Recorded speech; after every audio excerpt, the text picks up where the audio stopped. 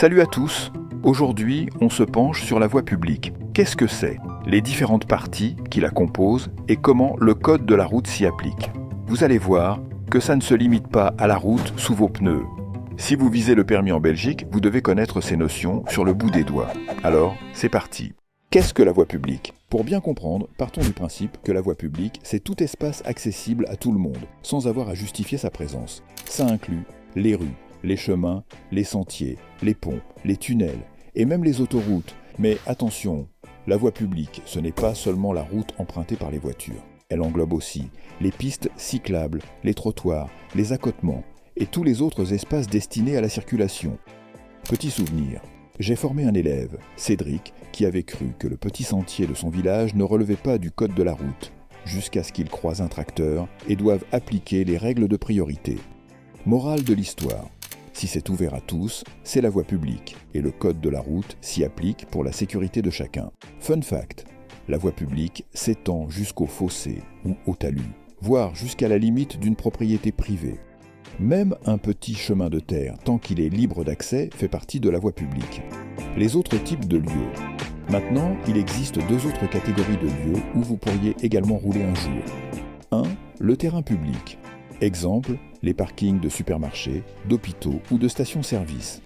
On y accède assez facilement, mais en principe pour une raison précise, faire ses courses, consulter un médecin, faire le plein, etc. 2. Le terrain non public. Exemple, le parking privé d'une entreprise, un site industriel fermé ou même le terrain de manœuvre d'une auto-école. Pour y accéder, il vous faut une autorisation spéciale. On ne s'y rend pas comme on veut. Petite anecdote, j'ai déjà surpris certains de mes élèves qui pensaient un jour pouvoir s'entraîner sur le parking d'une entreprise le dimanche parce qu'il était vide. Mais s'ils n'ont pas obtenu d'autorisation, c'est un terrain non public, donc pas de leçons improvisées sans accord préalable. Où est-ce que le code de la route est réellement valable?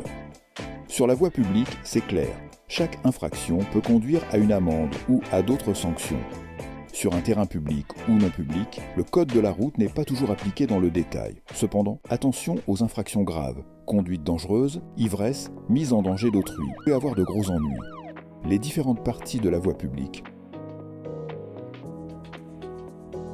On a tendance à associer la voie publique à la route. Pourtant, c'est bien plus vaste. Laissez-moi vous faire un petit tour guidé. 1. La chaussée. C'est le cœur où circulent majoritairement les véhicules à moteur, souvent divisés en bandes de circulation par des lignes blanches. 2. La bande de circulation. Ce sont les zones délimitées par les lignes blanches sur la chaussée. Elles permettent d'organiser le trafic et d'éviter le chaos entre voitures, bus, motos, etc. 3e. Le terre-plein central. Il sépare les voies de circulation opposées. Parfois, il est végétalisé ou aménagé pour éviter les collisions frontales. 4e, l'accotement de plein pied. Au même niveau que la chaussée, il peut servir de zone de stationnement ou de zone de sécurité. On y voit souvent des usagers qui s'arrêtent en cas de panne. 5e, l'accotement en saillie.